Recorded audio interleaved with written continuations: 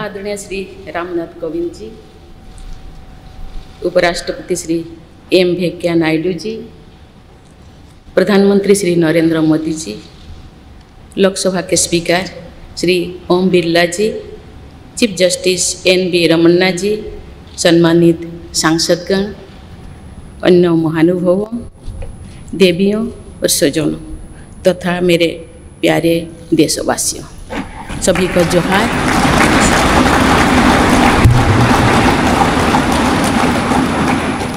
भारत के सर्वोच्च संवैधानिक पद पर निर्वाचित करने के लिए मैं सभी सांसदों और सभी विधानसभा सदस्यों का हार्दिक आभार व्यक्त करती हूँ। आपका मत देश के करोड़ों नागरिकों के विश्वास की अभिव्यक्ति है। मैं भारत के समस्त नागरिकों की आशा आकांक्षा और अधिकारों की प्रतीक इस पवित्र संसद से सभी देशवासियों का पूरी विनम्रता से अभिनंदन करती हूँ।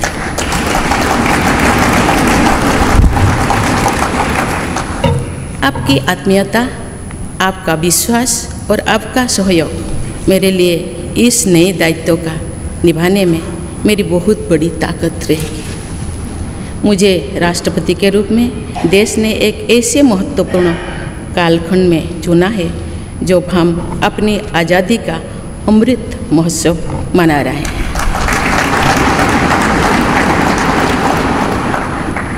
आज से कुछ दिन बाद ही देश अपनी स्वाधीनता के 75 वर्ष पूरी करेगा।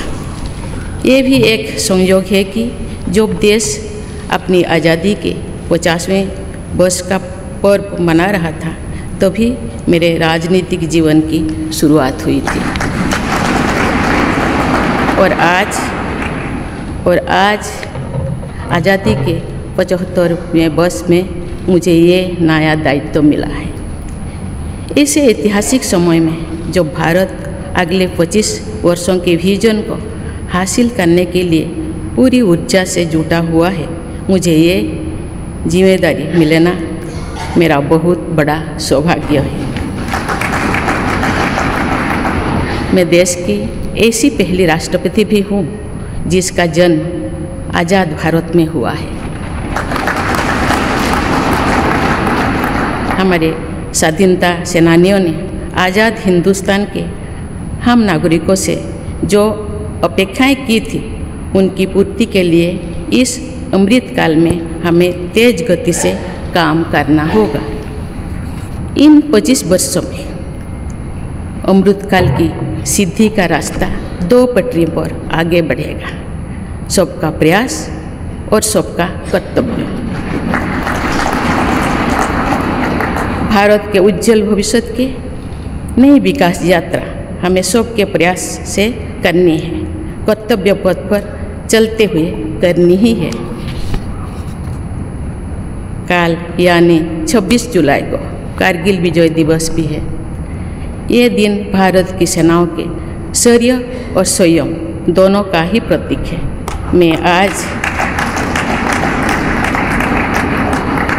मैं आज देश की सेनाओं को तथा देश के समस्त नागरिकों को कारगिल विजय दिवस की अग्रिम शुभकामनाएं देती हूँ।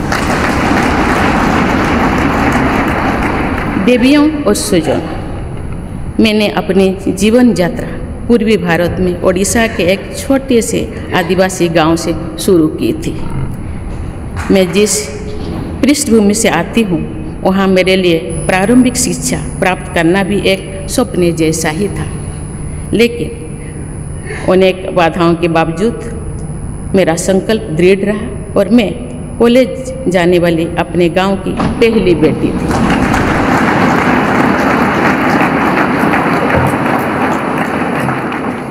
मैं जनजातीय समाज से हूँ और वार्ड काउंसिलर से लेकर भारत की राष्ट्रपति बनने तक का अवसर मुझे मिला है। ये लोकतंत्र की जननी भारतवर्ष की महानता है। ये हमारे लोकतंत्र की ही शक्ति है कि उसमें एक गरीब घर के पैदा होने बेटी, दूर सुदूर आदिवासी क्षेत्र में पैदा हुई बेटी भारत के सर्वोच्च संवैधानिक पद तक पहुंच सकते हैं। राष्ट्रपति के पद पहुंचना मेरी व्यक्तिगत उपलब्धि नहीं है, ये भारत की प्रत्येक गरीब की उपलब्धि है। मेरा निर्वाचन इस बात का सबूत है कि भारत में गरीब सपने भी देख सकता है और उन्हें पूरा भी कर सकता है।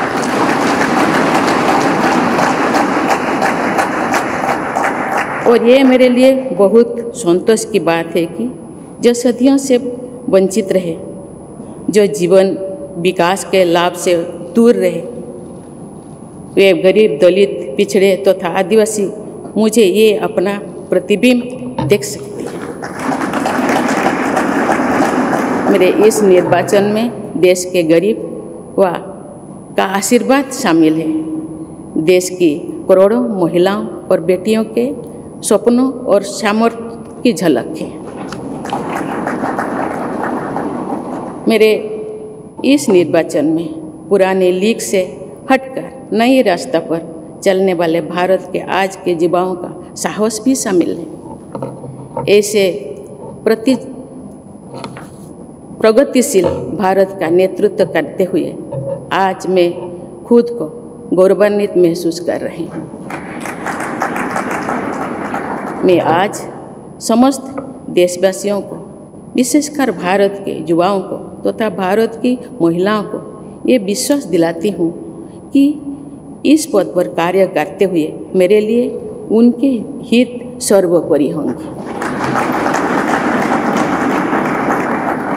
देवियों और स्वजनों, मेरे सामने भारत के राष्ट्रपति पद की ऐसी महान विरासत है जिसने विश्व में भारतीय लोकतंत्र की प्रतिष्ठा का निरंतर मजबूत किया है। देश के प्रथम राष्ट्रपति डॉक्टर राजेंद्र प्रसाद से लेकर श्री रामनाथ कोविंद जी तक अनेक विभूतियों ने इस पद को सुशोभित किया है। इस पद के साथ साथ देश ने इस महान परंपरा के प्रतिनिधित्व का दायित्व भी मुझे सौंपा है। संविधान के आलोक में मैं पूरी निष्ठा से अपने कर्तव्यों का निर्वहन करूंगी। मेरे लिए भारत के लोकतांत्रिक सांस्कृतिक आदर्श और सभी देशवासी हमेशा मेरे ऊर्जा के स्रोत रहेंगे। देवियों और स्वजनों, हमारे संवैधानिक संग्राम में, स्वाधीनता संग्राम में एक राष्ट्र के तौर पर भारत की नई यात्रा की रूपरेखा तैयार की है। हमारा स्वाधीनता संग्राम उन संघर्षों और बलिदानों की अविरल धारा है जिसने आज़ाद भारत के लिए कितनी ही आदर्शों और संभावनाओं की सिंचा था। पूज्य बापू ने हमें स्वराज, स्वदेशी, स्वच्छता और सत्याग्रह द्वारा भारत के सांस्कृतिक आदर्शों की स्थापना का मार्ग दिखाया था। नेताजी सुभाष चंद्र बोस, नेहरू जी, सरदार पटेल, बाबा साहेब अम्बेडकर, भगत सिंह, सुखदेव, राजगुरु, चंद्रशेखर आज़ाद जैसे अनगिनत स्वाधीनता सेनानियों ने हमें राष्ट्र की स्वाभिमान को सर्वोपरि रखने की शिक्षा दी थी। रानी लक्ष्मीबाई, रानी वेलु नाचियार, रानी गाईदिन्लु और रानी चेन्निमा जैसी अनेकों वीरांगनाओं ने राष्ट्र इच्छा और राष्ट्र निर्माण में नारी शक्ति की भूमिका को नई ऊर्जा दी है। संथाल क्रांति, पाइक क्रांति से लेकर कोल क्रांति और भील क्रांति ने स्वतंत्रता संग्राम में आदिवासी योगदान को और सशक्त किया। सामाजिक उत्थान एवं देश प्रेम के लिए धरती आबा भगवान बिरसा मुंडा जी के बलिदान से हमें प्रेरणा मिली थी। मुझे खुशी है कि आज़ादी की लड़ाई में जनजातीय समुदाय के योगदान को समर्पित अनेक म्यूजियम देश भर में बनवाया जा रहा है। देवियों और स्वजनों, एक संसदीय लोकतंत्र के रूप में 75 वर्ष में भारत ने प्रगति के संकल्प को सहभागिता एवं सर्वसम्मति से आगे बढ़ाया है। विविधताओं से भरे अपने देश में हम अनेक भाषा, धर्म, संप्रदाय, खान पान, रहन सहन, रीति रिवाजों का अपनाते हुए एक भारत श्रेष्ठ भारत के निर्माण में सक्रिय है। आज़ादी के 75वें वर्ष के अवसर पर आया है अमृतकाल। भारत के लिए नए संकल्पों का कालखंड है। आज मैं इस नए युग के स्वागत में अपने देश को नई सोच के साथ तत्पर और तैयार देख रही हूँ। भारत और हर क्षेत्र में विकास का नया अध्याय जोड़ रहा है। कोरोना महामारी के वैश्विक संकट का सामना करने में भारत ने जिस तरह का सामर्थ्य दिखाया है, उसने पूरे विश्व में भारत की साख बढ़ाया है।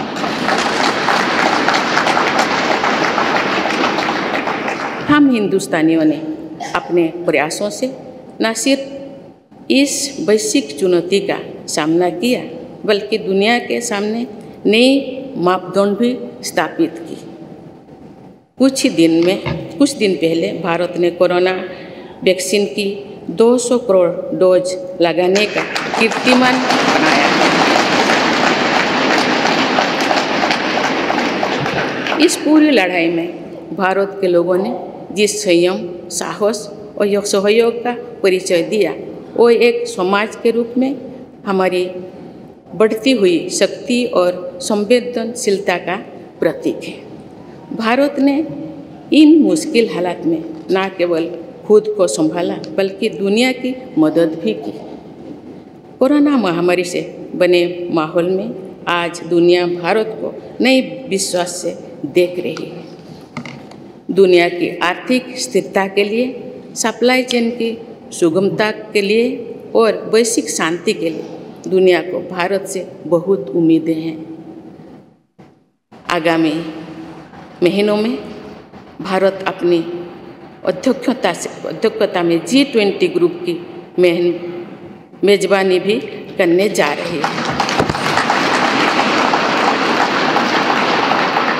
इसमें दुनिया के 20 बड़े देश भारत की अध्यक्षता में वैश्विक विषयों पर मंथन करेंगे। मुझे विश्वास है भारत में होने वाले इस मंथन से जो निष्कर्ष और नीतियाँ निर्धारित होंगे, उनसे आने वाले दशकों की दिशा तय होगी। देवियों और स्वजनों, दशकों पहले मुझे रायरंगपुर में श्री अरबिंदो इंटीग्रल स्कूल में शिक्षक के रूप में कार्य करने का अवसर मिला था। कुछ ही दिनों के बाद श्री अरबिंदो जी की 150वीं जन्म जयंती मनाई जाएगी। शिक्षा के बारे में श्री अरबिंदो के विचारों ने मुझे निरंतर प्रेरित किया है। जनप्रतिनिधि के रूप में विभिन्न पदों पर कार्य करते हुए और फिर राज्यपाल के रूप में भी मेरा शिक्षण संस्थानों के साथ सक्रिय जुड़ाव रहा है। मैंने देश के युवाओं के उत्साह और आत्मबल को करीब से देखा है। हम सभी के श्रद्धेय अटल जी कहा करते थे कि देश के युवा जब आगे बढ़ते हैं तो वे सिर्फ अपने ही भाग्य नहीं बनाते, बल्कि देश का भी भाग्य बनाते हैं।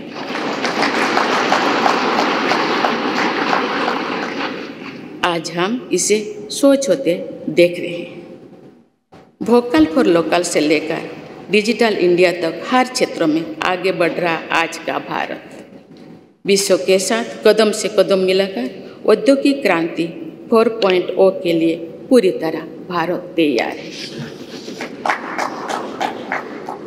रिकॉर्ड संख्या में बन रहे स्टार्टअप्स में, नए नए इनोवेशंस में, दूर सुदूर क्षेत्रों में डिजिटल टेक्नोलॉजी की स्वीकार्यता में भारत के युवाओं की बड़ी भूमिका है। बीती वर्षों में भारत ने जिस तरह महिला सशक्तिकरण के लिए निर्णय लिए हैं, नीतियाँ बनाई गई है, इससे भी देश में एक नई शक्ति का संचार हुआ है। मैं चाहती हूँ कि हमारी सभी बहनें व बेटियाँ अधिक से अधिक सशक्त हो तथा वे देश के हर क्षेत्र में अपना योगदान बढ़ाती रहें। मैं अपने देश के युवाओं से कहना चाहती हूँ कि आप न केवल अपने भविष्य का निर्माण कर रहे हैं, बल्कि भविष्य के भारत की नींव भी रख रहे हैं। देश के राष्ट्रपति के तौर पर मेरा हमेशा आपको पूरा सहयोग रहेगा।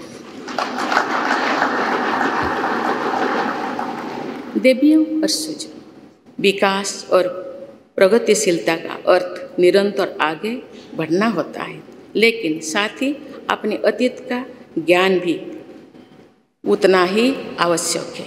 आज जब विश्व सस्टेनेबल प्लानेट की बात कर रहे हैं, तो उसमें भारत की प्राचीन परंपराओं, हमारे अतीत की सस्टेनेबल लाइफस्टाइल की भूमिका और बढ़ जाती है।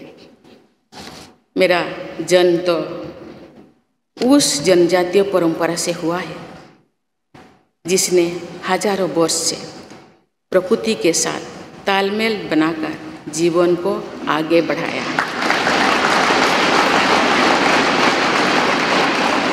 मैंने जंगल और जलाशयों के महत्व को अपने जीवन में महसूस किया है। हम प्रकृति से जरूरी संसाधन लेते हैं और उतनी ही श्रद्धा से प्रकृति से सेवा भी करते हैं। यहाँ संवेदनशीलता का आज वैश्विक अनिवार्यता बन गया है। मुझे इस बात की प्रसन्नता है कि भारत पर्यावरण संरक्षण के क्षेत्र में विश्व का मार्गदर्शक बन रहा है। देवियों और स्वजनों, मैंने अपने अब तक के जीवन में जौन सेवा में ही जीवन की सार्थकता को अनुभव किया है। श्री जगन्नाथ क्षेत्र के एक प्रख्यात कवि भीम भोई जी की कविता की एक पंक्ति है, मो जीवन पछे नरक के पड़ी थाउ जगत उद्धार।